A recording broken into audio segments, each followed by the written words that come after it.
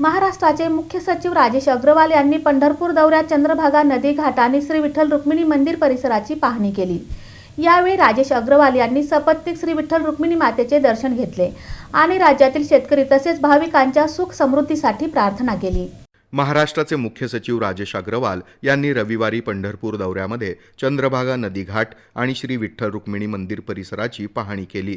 जिल्हाधिकारी एस कार्तिकेयन यांनी त्यांचं स्वागत केलं।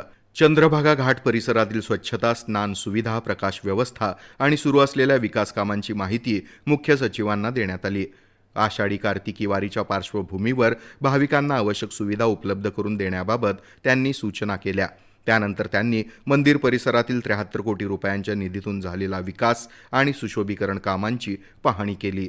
प्रस्तावित पंढरपूर कॉरिडॉरमध्ये सुलभ दर्शन मार्ग, प्रदक्षिणा मार्ग, भक्तिनिवास, पार्किंग, प्रसादालय, माहिती केंद्र तसंच वृद्ध आणि दिव्यांगांसाठी विशेष सुविधांची माहिती जिल्हाधिकारी एस कार्तिकेयन यांनी दिली। प्रकल्पासाठी आवश्यक निधी आणि प्रशासकीय समन्वयाबाबत मुख्य सचिवांनी अधिकाऱ्यांना सूचना केल्या। यावेळी पोलीस अधीक्षक अतुल कुलकर्णी यांनी आषाढी यात्रेदरम्यान गर्दी आणि वाहतूक व्यवस्थापनासाठी वापरण्यात आलेल्या AI तंत्रज्ञानाची माहिती दिली। मुख्य सचिव राजेश अग्रवाल यांनी सपत्नीक श्री विठ्ठल रुक्मिणी मातेचं दर्शन घेऊन राज्यातील शेतकरी आणि भाविकांच्या सुख समृद्धीसाठी प्रार्थना केली। मंदिर समितीच्या वतीनं त्यांचा सत्कार करण्यात आला।